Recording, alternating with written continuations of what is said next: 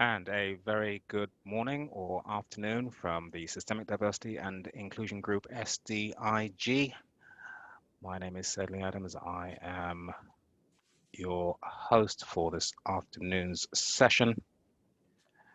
And a very warm welcome to you all from London. Today we have a fascinating conversation between Dr. Joseph Nwoye and Ms. Pam Teagarden. Very briefly, Dr. Nwoye took his master's MBA at Bowie State University in Maryland and his doctorate at Indiana University of Pennsylvania. He is the founder and president of the Systemic Diversity and Inclusion Group, which is a Black-owned company supported by many minority groups and allies from professions across education, human resources, military, media, and focuses on using collective knowledge for the good of everyone to create harmony, equity, and fairer outcomes. Today, Dr. Nwoye is in conversation with Pam Teagarden.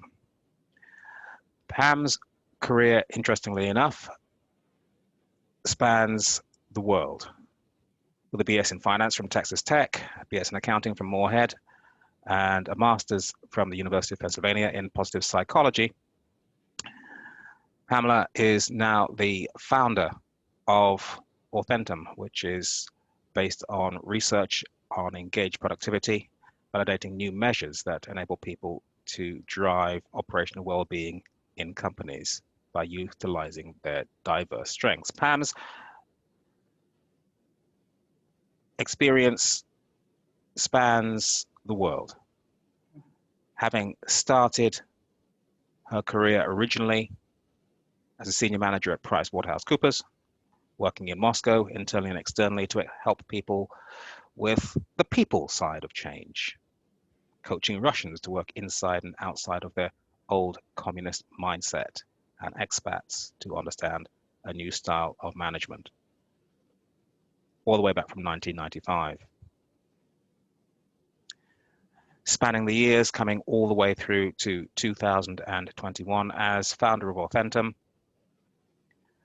Pam has the most remarkable span of experience. She will be in conversation today with Dr. Joseph Nwoye, and we're looking forward to a very interesting conversation that will span the ideas of systemic diversity and inclusion in our communities, and especially in the workplace.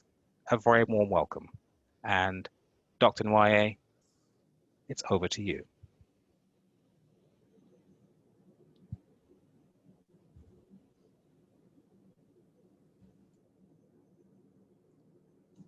Are you on mute? Joseph, are you on mute? Okay, go ahead. Well, I think Pam is gonna be, you're taking over. The only thing I wanna say is that it's obvious that I'm not Dr. Given. Dr. Given had an emergency. As a result, she couldn't take on what she had been assigned to do.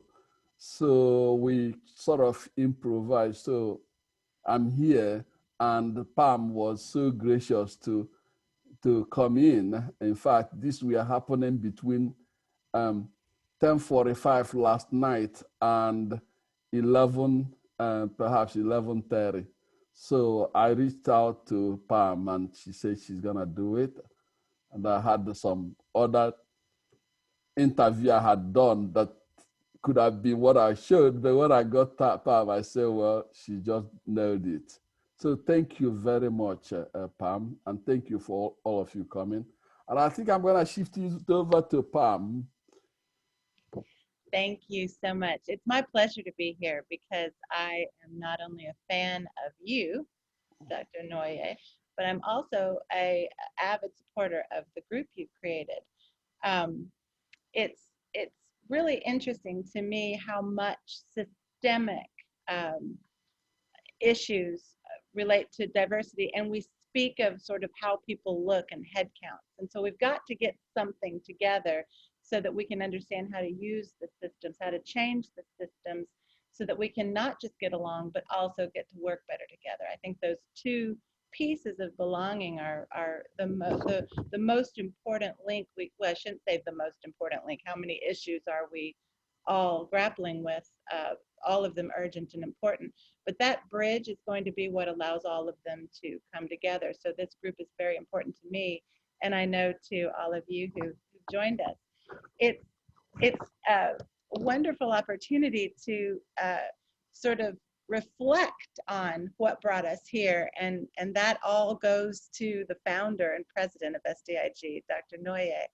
And so I'm going to start with a simple question that is the beginning of many more, and I would invite everyone on the call to please join in. I'll usher you in on occasion, but if you have questions, let's make sure we have this as a discussion instead of a more of a lecture. But I really want to reflect and begin, Dr. Nwoye, by understanding what your purpose and vision was. Why did you, first of all, why did you name the organization what you named it? And what do you feel the purpose of the organization is? I think it's important to go back to the beginning of it all. Wow, that's a great question. I think I had the opportunity or privilege, if you will, to mingle with people from various parts of the world as I was growing up. And within that time, I developed friendships from different countries and some people whose parents were ambassadors or working for all kind of United Nations organ or the other.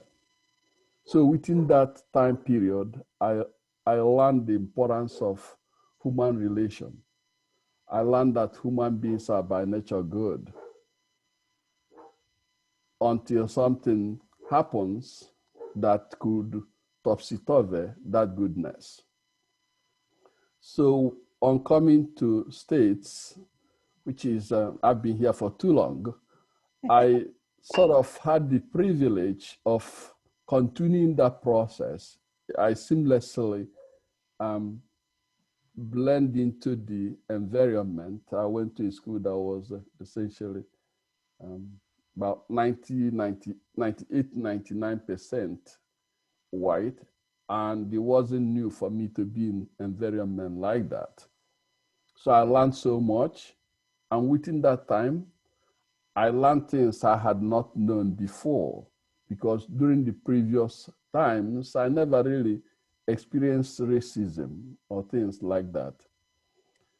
And over the course of doing that, I served as the vice president of Minority Students Organization, during which I really learned so much about human behavior. So within that time, I got people from all over, and I realized that human beings are by nature good. Circumstances could change. And when circumstances change, it could change one's behavior. Just as you see now, the Republican and the Democrats now, sometimes you wonder what's going on. And people have developed identities, associate that identity to the point that it clouds their thinking, their reasoning. And so they move like sheep going the same direction. So the purpose of, or rather, the reason why I named this SDIG, Systemic Diversity, is because over the course of learning and studying and engaging with people from all over the world, I realized that racism, all the isms are driven by situation one may find himself or herself. As you grow, such conceptual framework develops with you. And by the time you get to a point, you find out that you can't really change it. And that's why I usually say that we shouldn't blame people for what they do. And when I say that, immediately I pinch myself. No, you should blame them for what they do. But the reason why I say you shouldn't blame people for what they do is because it's like if you go to the airport, you know that thing that moves, you just jump into it, it starts moving. You keep going till you get to where you want to get out. That's how human beings develop. Wherever you are, that's how you develop. If you don't have concept of others, you wouldn't know about others, not to talk about the good in them. Unfortunately, in situations like that, we always talk about the bad against other people because somehow it's, I don't know if it increases the comfort level, I really cannot say, but that has been consistent. So because of that, I felt like the reason why we have these divisions is because of lack of engagement. We don't know one another. As a result, we create this boogeyman who will always be the intermediary, rather between creating that division we see all the time. So I felt like when you bring people together, you undo those walls that are artificially standing, that if you don't remove them, it creates we versus them mentality. So by engaging people, just as we have you here today, you engage with one another, you really get a sense of human beings, the goodness in each and every one of us. And when you uncover it, there'll be no need for hate, no need for division. I don't know if you're seeing what is happening in Middle East now, where people are being slaughtered left and right. If we have that type of thing, that type of engagement, those in leadership should be able to talk with one another and solve every problem. There's no problem that is so big that it cannot be solved. It can be solved. So that's why I believe that systemic diversity means including everyone in that discussion. It has to be based on honesty, truthfulness, and when you are truthful and open in discussion, if somebody does something that you think is not consistent with the way it should be, confront the person, not the person as individual, but the idea the person may be purporting. And together you can solve such problem. Whether it's in leadership or in local communities, or in families or among friends, the key to creating a better world will be that engagement. And I do believe that the reason why I formed this organization is to foster that.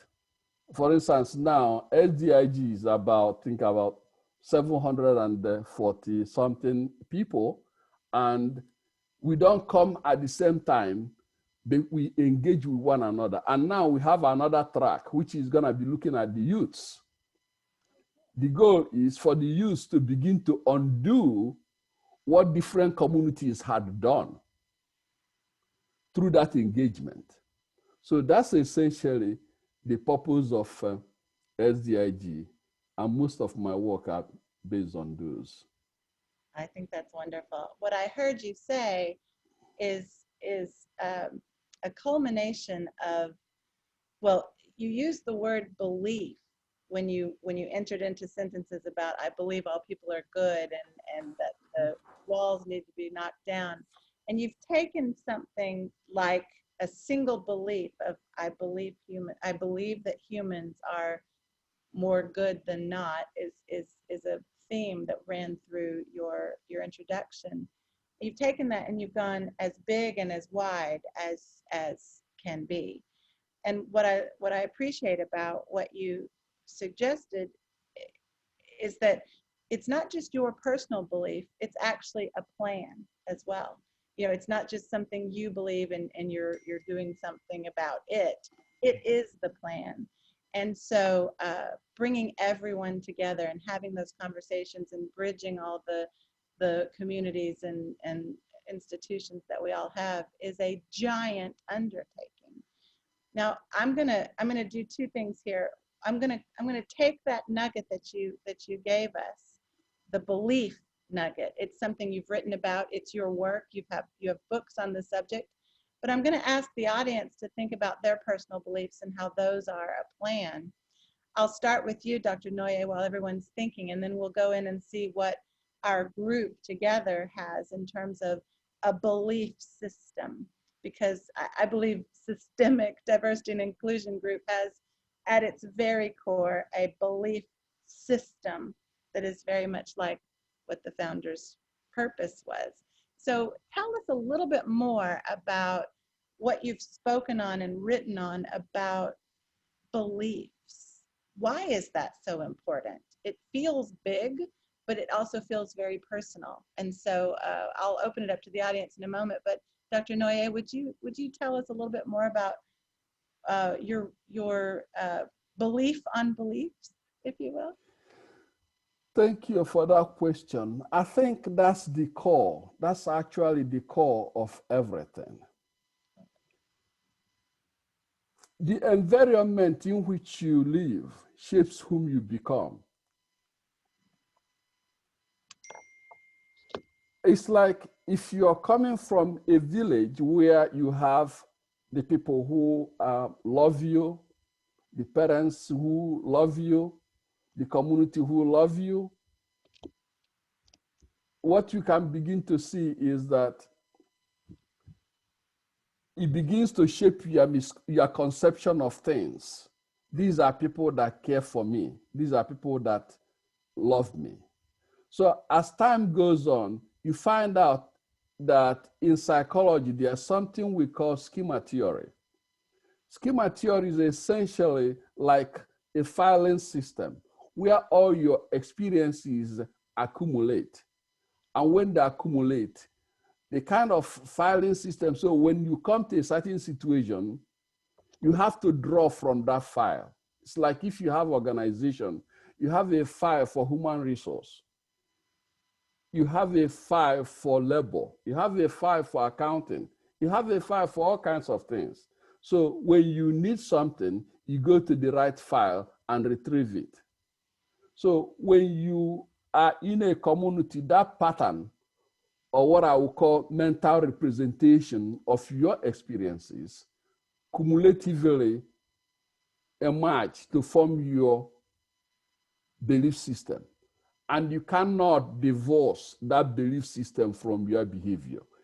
You can lie about it, but when it comes to something you have to do, you have to draw from it unless you change it.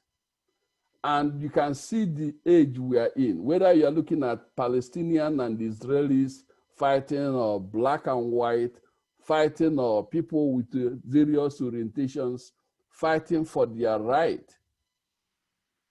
Well, some communities train their people, although they lie about it, to really perpetuate that type of division.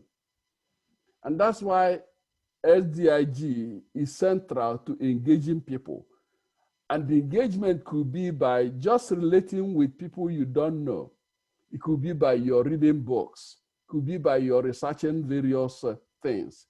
It could just be by your traveling. In this case, you can actually travel virtually.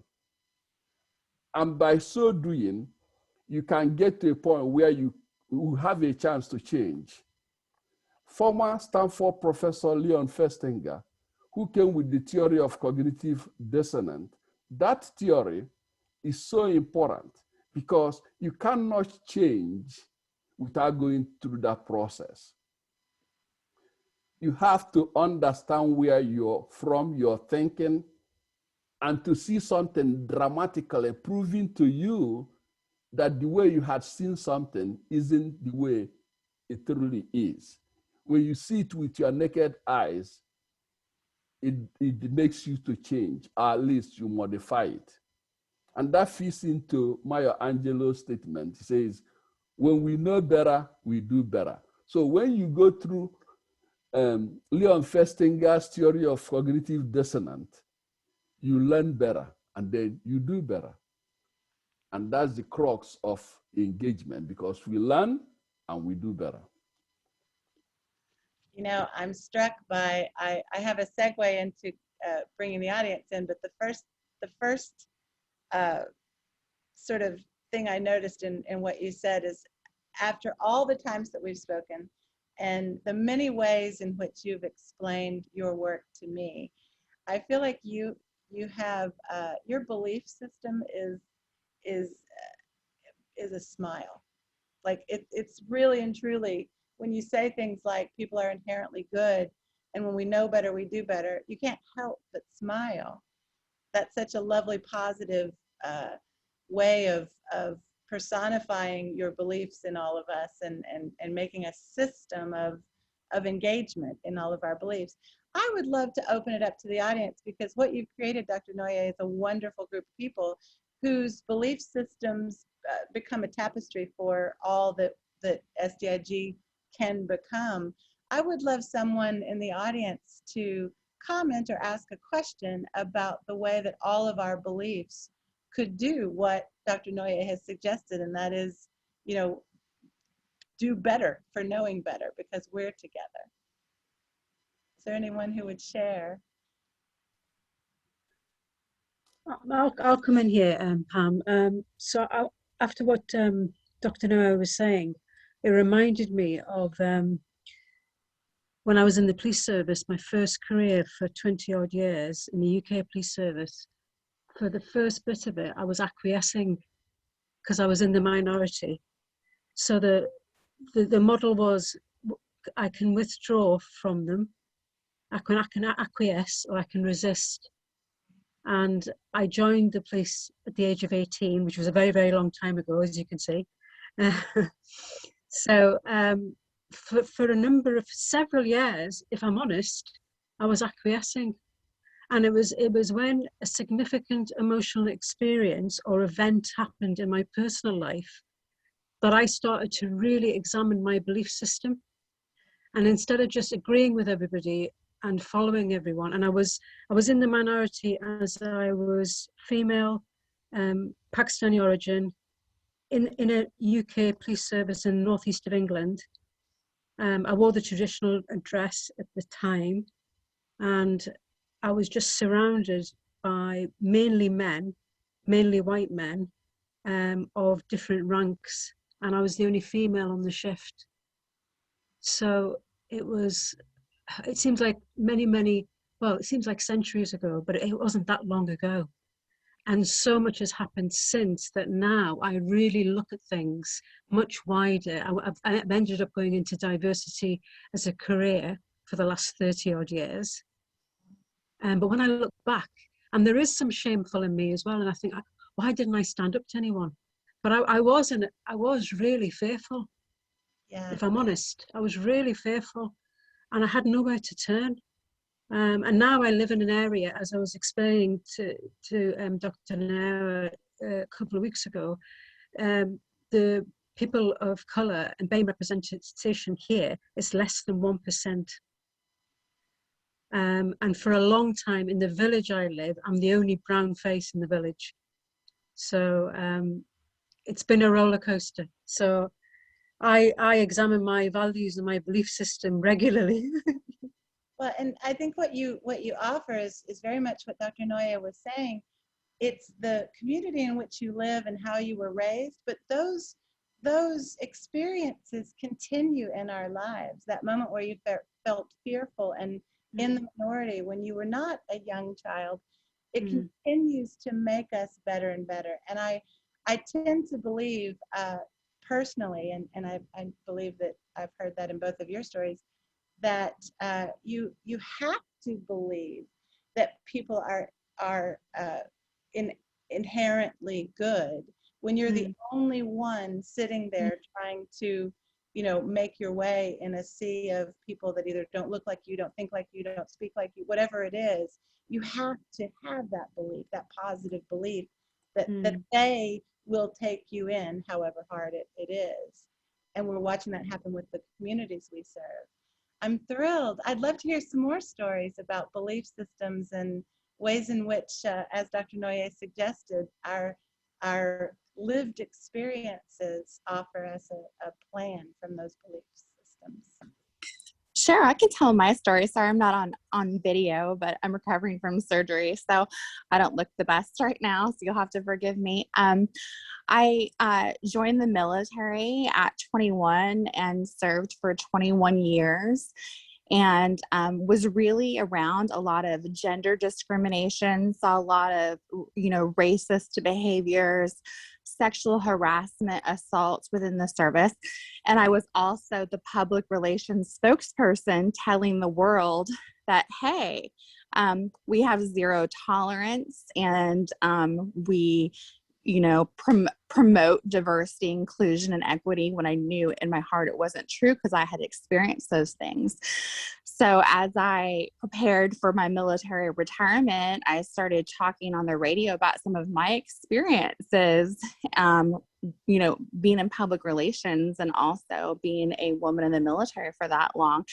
And it was terrifying because there was so much retaliation and reprisal and, threats still for me telling my truth and, protecting some of my subordinates from racial discrimination, sexual harassment, and abuse. So I think that you have to get over that fear. It is very fearful. You're going to get threats. People are not going to like what you say. And it's really about finding that courage to speak up. And I think the more that you do it, the easier it gets. Yeah, both in both of these stories from the audience that we've gotten so far, the word fear has come up. And this is a courageous role we've all taken on in the diversity and inclusion world, because phrases like doing it anyway, or pushing, or advocate, fighting, all of those kinds of words kind of sprinkle into the world we live in as people who are working to change the world for diversity and inclusion, for better inclusion. And fear will always be a part of that. So your belief system is what will make you resilient through all of this. One of the things I've noticed, and it kind of goes with the two stories, I have noticed, because of all the information coming out about women leaving the workplace, 1 in 4 women will be making a decision to leave the workplace that they might not have made before the pandemic. And that's going to erase, they say, 5 years of our progress. And I hear people saying that, but I don't hear people saying what we should do about it. And so this is not a plug, it's an invitation. I'm going to be having a challenge with 4 new steps to bring, to retain, to develop, to promote women in the workplace, because we can't do the same old things. And I'm finding that one of the intersections right now that has to, I'll send information on the challenges, it's not the place to pitch, but the idea that one of the intersections we're sitting in right now is a space of fear. There's anger, there's protests, there's beliefs, there's optimism, and those competing forces are with us every day. So I appreciate your stories, and I hope that others will use your stories as an example. We can take one more, because I'm looking at the time to make sure I can continue to have Dr. Nwoye lead us through the continued path of his roadmap and what we should learn from the pandemic. But I'd love to sort of incorporate more of what we as a group have to offer. If there's anyone else who wants to share their story, we can take one, maybe 2 more.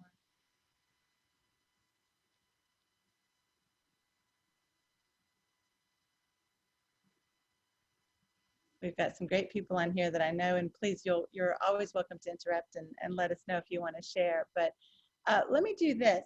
As we move on, the thing that strikes me with all this overcoming fear and using our courage and overcoming our own personal shame or in our learning process to get to where we want to go, we need a roadmap. And Dr. Nwoye, I know you've written articles.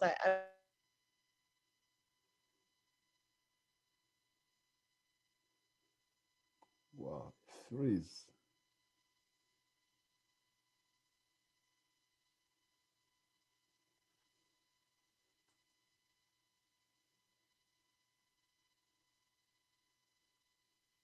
Okay.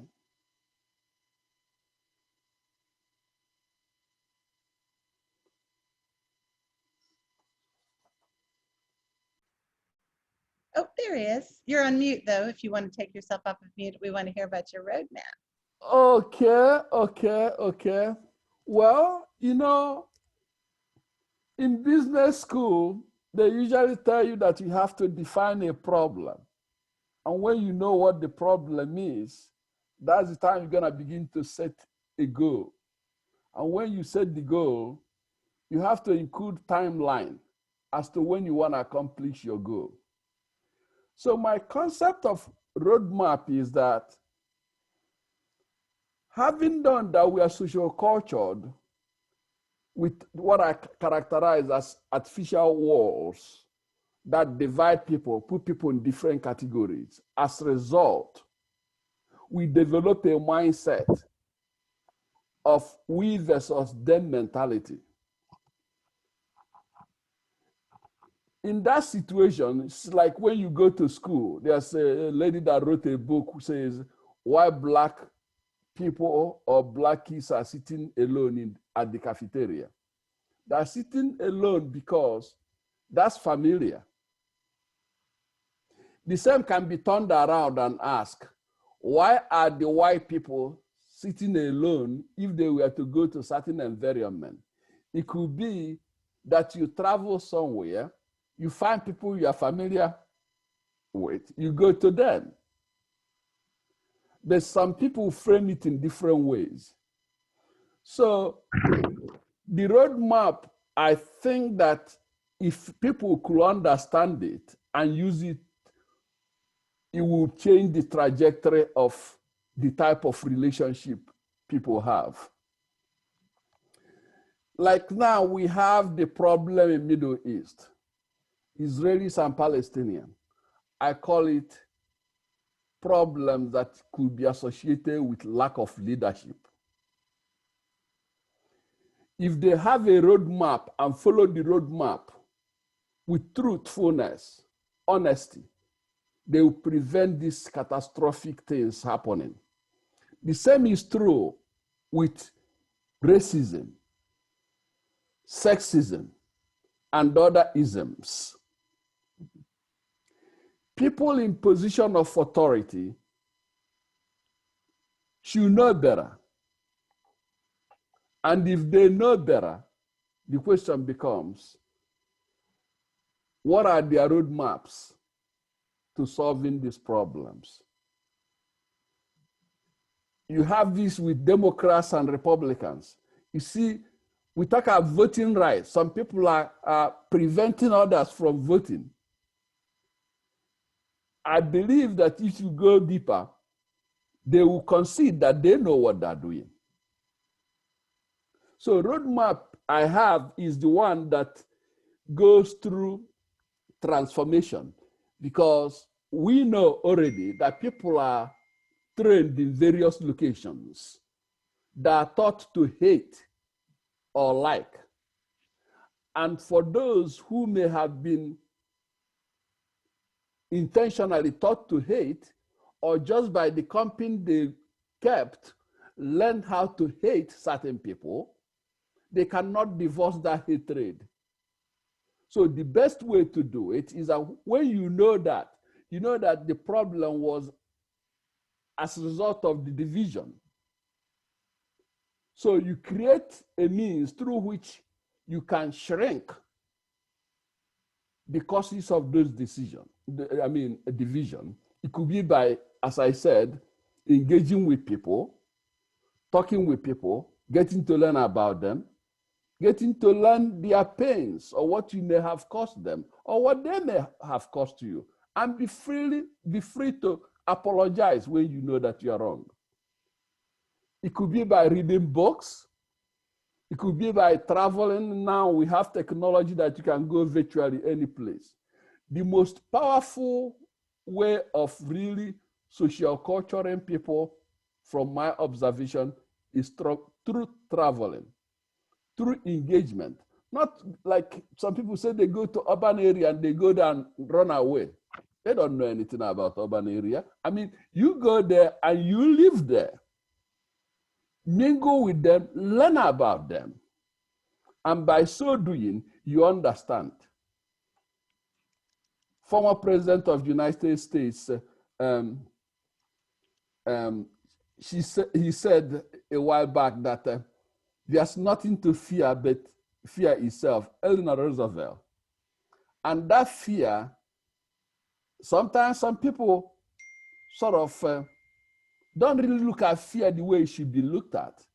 When you are fearful, you are literally at the immediate fear of being hurt or something catastrophic could happen to you. If you look at what happened to George Floyd in Minnesota, a lot of people have been in anxiety as a result of that. A lot of people think about that. It's very painful. It creates a significant fear. So coming to solve it is through that process. If you look at Germany, you can't be a police officer in Germany without being trained for 2.5 years. In fact, I had some police chiefs in my set a while back. They considered that the reason why they do it in Germany is because of atrocities of Nazi. So they try to socioculture the police officers to be conscious of those things. So when they're doing things, they have it in mind. And that brought about a question: why don't we have it here? Why do they put Black people at fear?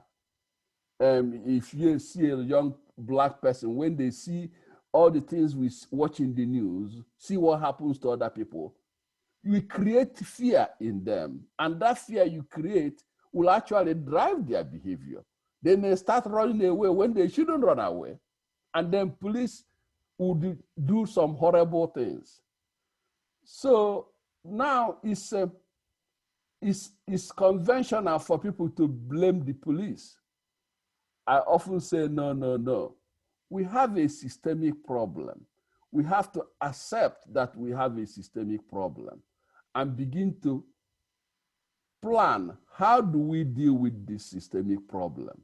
And it has to be done through transformation, through what I said about cognitive dissonance by Stanford Professor Leon Festinger. You use that mechanism. Through that process, you go and have quite a big circle for transformation. So Pam, that transformation process, I call it the roadmap. It goes like circle. But if you go through it, you see that's how life is. You keep transforming. The more information you get, the more you change, hopefully for good. It could also be for bad. So that's where leaders come in. I think the aha moment for me and how you describe the roadmap after we've discussed the beliefs and the engagement that we hope in our roles, we can't have a cancel culture and a roadmap with a destination. So you've offered us a way to make what we're doing a journey rather than a moment. And I think that's important because there was a sort of a, as I listened to the story between the words, I also hear that when something happens, whether that be George Floyd or someone isn't promoted or a woman leaves the workplace or any of the other daily moments that we have, a lot of the anger and a lot of the frustration comes when we think about the person doing a bad thing. Mm-hmm. But here's what you've told us. You've said people are inherently good. We need to look at the system from which they grew up or the experiences that they've had and make the change there. It doesn't mean that they don't offer an apology. It doesn't mean that there isn't a way that we can all get back on track. But what I appreciate the most about the visual of your story, but the roadmap, is that there are many roads leading to the same destination, and our roads will cross. Someone will be off the road for a while and needs to be walked back on it. We need to walk together. We need to turn corners. We need to, all of the visuals that you think of about reaching a destination and being on a journey is applicable here. But the aha moment